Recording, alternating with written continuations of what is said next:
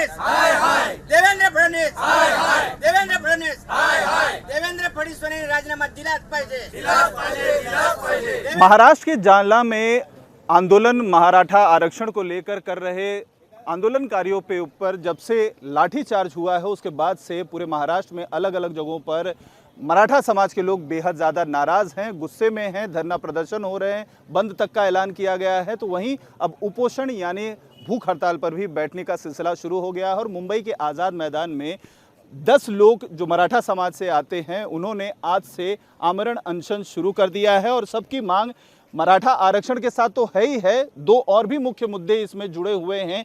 क्या मांग है इनकी, क्यों वो इस वजह से इन्हें जो धरना प्रदर्शन है या उपोषण है वो करने की नौबत आ गई है, उनसे बात करते हैं। सर, सबसे पहले तो ये कि आप लोग जो आमरण अनशन पर आज से बैठ रहे हैं इसकी मुख्य वजह क्या है? मराठा आरक्षण तो है ही है, उसको लेकर महाराष्ट्र में अलग अलग आप लोग आंदोलन कर ही रहे हैं, लेकिन उपोषण करने की नौबत क्यों आ गई? आपने देखा रहेगा जालियनवाला बाग हत्याकांड हुआ था, तो उस टाइम पे जनरल डायर ने जिस तरीके से भारतीयों के ऊपर हल्ला किया था, वैसा हल्ला महाराष्ट्र के जो आधुनिक जनरल डायर है देवेंद्र फडणवीस गृह मंत्री है, उन्होंने जो पुलिस प्रशासन है, पुलिस फोर्स का यूज़ करके हमारा शांतिप्रिय आंदोलन को हाथ लगाने की कोशिश की, उनके ऊपर लाठीचार्ज किया, उनके सर फोड़े गए, उनके ऊपर गोलीबार किया गया। ये उसकी वजह से हम लोग यहाँ पे आज अनशन पे बैठे, क्योंकि देवेंद्र फडणवीस साहब ने जो गलती नहीं है, ये गुनाह है। क्योंकि एक हम लोग को संविधान ने जो अधिकार दिया उसको लेके हम आंदोलन कर रहे, वहाँ पे कोई भी ऐसी हरकत नहीं हुई कि जिसकी वजह से, क्योंकि मराठाओं ने जो आंदोलन किया उसकी पूरे वर्ल्ड में उसकी दखल ले गई थी कि इतने अच्छे मोर्चे उन्होंने निकाले और उसके बावजूद उनको कैसे बदनाम किया जाए, तो उसकी हरकत उन्होंने अपने तरीके से चालू कर दी। और फिर उन्होंने 2 दिन पहले ऐसे आरोप भी किए थे कि आंदोलनकारियों ने पत्थर फेंका वगैरह वगैरह। बाद में उन्होंने बोला कि मुझे गलत इन्फॉर्मेशन मिली थी, उसके ऊपर उन्होंने माफ़ी मांगी। माफ़ी वही मांगता है जो गलत है, मतलब इनको पता था कि मैं गलत हूँ, इसकी वजह से उन्होंने माफ़ी मांगी। माफ़ी तो कसाब ने भी मांगी थी, मतलब देवेंद्र फडणवीस कसाब है, उन्होंने ये किया हुआ है। ये बहुत सारे क्वेश्चन हमारे मन में है और उन्होंने जिस वजह से ये अत्याचार किया, उस अत्याचार के खिलाफ में पूरे देश में, पूरे राज्य में जो असंतोष है वो बाहर आ रहा है। 2016 के बाद में उन्होंने सत्ता आने के बाद में जो हरकत की, वो हरकत इतनी घिनौनी है कि यहाँ का सामाजिक पॉलिटिकल पूरा जो वातावरण है वो दूषित किया गया।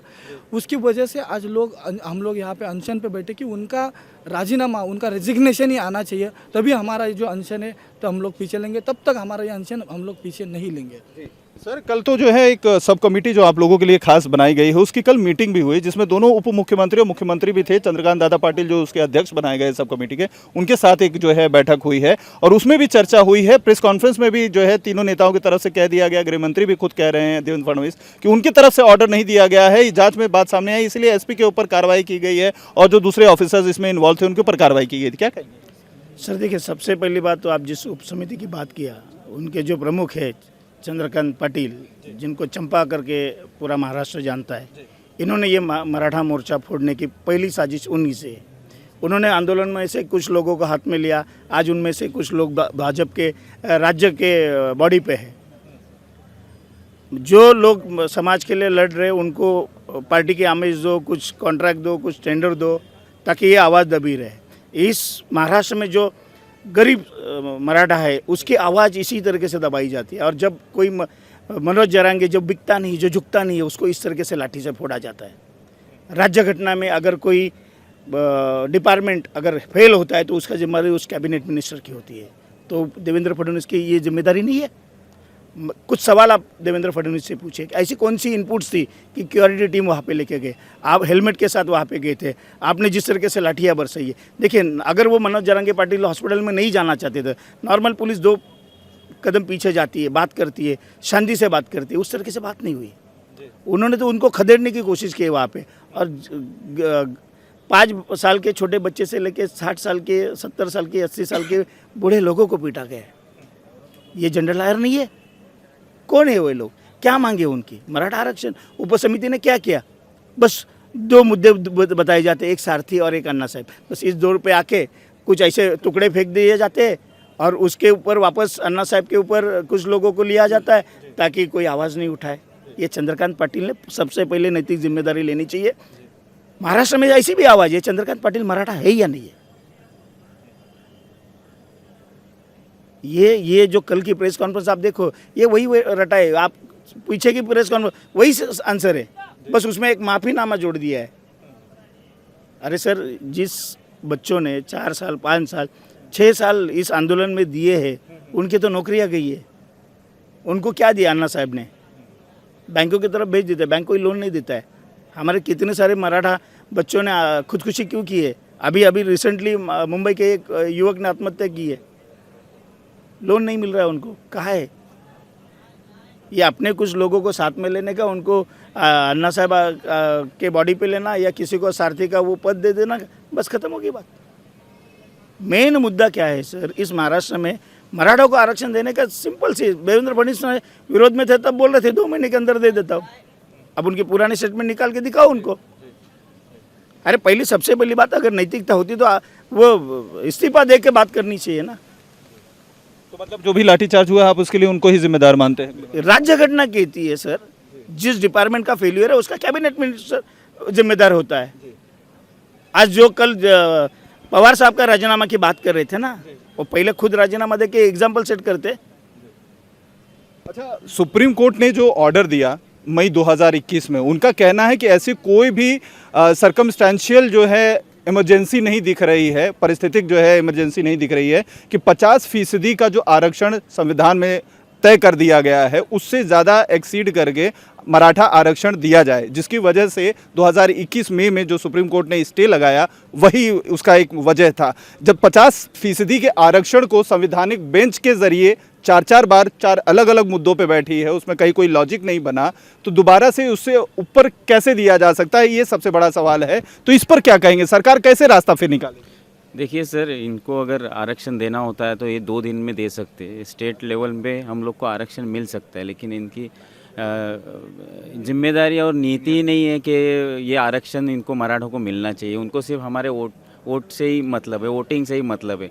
और ये जो कल का जालना में हुआ था, जो लाठीचार्ज हुआ, ये जो माफ़ी मांगी गृह मंत्री जो बोलते हैं कि मुझे माफ़ कर दो, आई एम सॉरी कि ऐसा हुआ। जब भी कोई गलती करता है तब भी माफ़ी मांगते हैं। इसका मतलब उन्होंने गलती की, इसका मतलब उनको इस्तीफा देना चाहिए।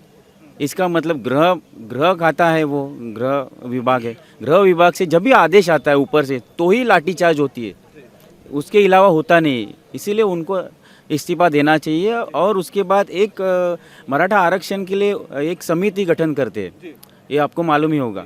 उसके जो मेन है लीडर, जो अध्यक्ष है, उन्होंने आज तक कुछ भी नहीं किया। इससे पहले भी वो उसी पद पे थे, उन्होंने तभी भी कुछ नहीं किया। सिर्फ हमारे संगठन हो या हमारे मोर्चे हो, उनको सिर्फ बांटने की कोशिश की, उनको तोड़ने की कोशिश की है चंद्रकांत पाटिल ने। इसीलिए हमको ऐसा कोई वहाँ पे उस पद पे ऐसा कोई मराठा एमएलए चाहिए जो हमें न्याय दे सके। ये चंद्रकांत पाटिल हमें न्याय नहीं दे पा रहे, इसीलिए हमको उनको हटाना है वहाँ से, ये हमारी मांग होगी। जो सुप्रीम कोर्ट की जो बात कही, आपको पता है कि अभी दिल्ली सरकार के निर्णय के बारे में, दिल्ली सर्विस बिल जो है उसके सुप्रीम कोर्ट के निर्णय के खिलाफ केंद्र के भारतीय जनता पक्ष सरकार ने क्या किया, लोकसभा और विधानसभा में प्रस्ताव पारित करके उनके मेजॉरिटी से वो पास कर दिया।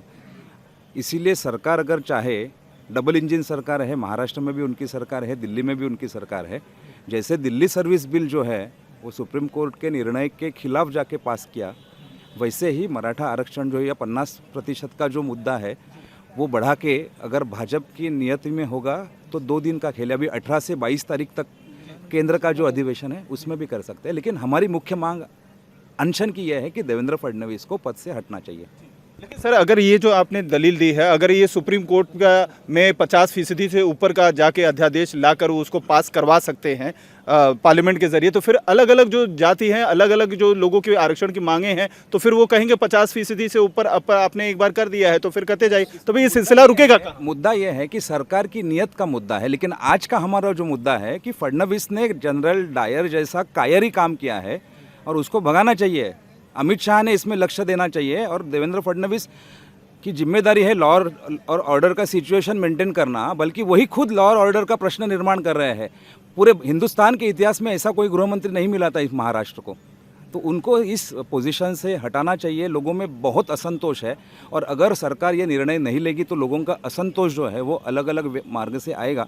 इसलिए हम शांतिवादी मार्ग से ये उपोषण कर रहे हैं। मैम, आप भी यहाँ पर इस उपोषण में बैठी हैं, आपकी भी राय जानना चाहूँगा, क्योंकि ये महाविकास अघाड़ी जब ही सरकार महाराष्ट्र में थी तो सब कमेटी के अध्यक्ष अशोक चौहान को उस समय बनाया गया था। देवेंद्र फडणवीस अपनी सफाई में ये कह रहे हैं कि उन्होंने जब मुख्यमंत्री पद उन्होंने संभाली थी तब उन्होंने जिम्मेदारी निभाते हुए आरक्षण देने का काम किया था। सुप्रीम कोर्ट में महाविकास अघाड़ी ने सही तरीके से अपना पक्ष नहीं रखा, जिसकी वजह से स्टे लग गया। क्या कहें? ये लोग तो सब एक दूसरे के ऊपर ही बोलते हैं कि इसने ये किया, उसने ये किया। मतलब जिसके भी ऊपर जो भी सत्ता में आता है वो अपने ऊपर नहीं लेता है। पिछले वाले ने किया है, उसने किया है, वही बोलते हैं वो। मतलब एक दूसरे के ऊपर ही डालते हैं, हर एक अपना मतलब पल्लू सीधा करते हैं बस। सर, आप क्या कहेंगे? सर देखिए, ये जो अभी देवेंद्र फडणवीस बोल रहे हैं ना कि उन्होंने ये किया, देखिए मराठा आरक्षण को चैलेंज करने वाला वकील कौन है?